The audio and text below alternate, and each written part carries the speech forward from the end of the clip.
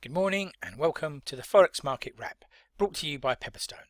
It's Friday the 4th of August 2017 and I'm Darren Sinden. Let's take a look at overnight changes, any price moves we need to be aware of. And really I just want to focus on a couple of points today. First of all, obviously the weakness seen in the British pound yesterday. Here it's represented in cable, finishing at 131.38 in New York last night, down 0.6%. But a bigger move came against the euro sterling finishing at 90.35 in New York, 0.8% the move there. But by far the biggest move on the day as far as our tail was concerned was seen in the rand weakening against the dollar, 13.4005 the close. That was a move of 1.5%, the rand weakening there, and we'll take a look at what the potential is going forward for the rand in just a second. And here we are. Here's a chart of dollar rand. I've drawn in a downtrend line here that dates back to April of this year.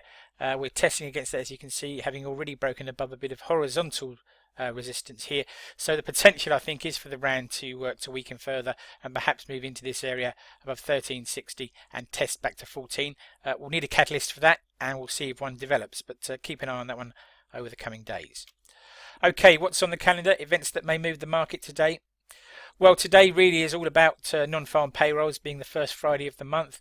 We have had some comment and data out in Australia. We'll look at the RBA's policy statement in a moment. But as I say, non-farm payrolls to come, 12:30 GMT, 1:30 London time, forecast for 183,000 jobs. Obviously, a deviation from that will drive the market one way or the other, either hawkish or dovish. Don't forget that we've also got average hourly earnings, participation, and of course the key headline unemployment rate. There's also the small matter of trade balance data for June from the US, again at 12:30, and in Canada we'll also see unemployment data released at the same time, but at 1400 today GMT we'll see the PMI data for July from Canada.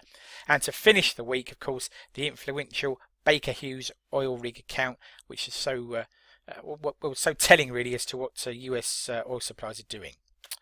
Okay, breaking news and comment that's caught my eye overnight.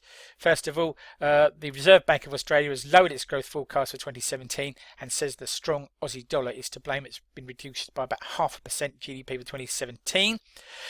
Japanese wages have suffered a sharp drop in June, falling by 0.8%, and annual figures were also revised lower in the country. Coming back to America, Special Counsel Robert Mueller has convened a grand jury in Washington to investigate Russia's role in the 2016 election, so events are moving on apace there. And staying in Washington, planned US tax reforms are said to be stumbling over the treatment of large foreign cash piles held by US corporates and whether they can be repatriated tax-free or not. So that's a bit of a problem again for Donald Trump's administration. Right, food for thought, something to take away with you into the trading day and the weekend. And really want to sort of think about this today. A rapidly developing used car market in China may soon start to dent new car sales in the country, creating a further headache for hard-pressed auto manufacturers. Now, US auto manufacturers have had a pretty tough time of it over the last week, and the Germans obviously have suffered too with this diesel cartel investigation. This chart here just shows us what the potential is for growth in used car sales, and therefore the chance to diminish new car sales, which has been the main driver of auto sales for many majors across the globe. Please take a moment to read the risk warning and reflect on the fact that trading CFDs and foreign exchange with margin can be a risky business. If you're in any doubt about those risks, please contact your Pepperstone account representative. Thank you. Have a good trading day.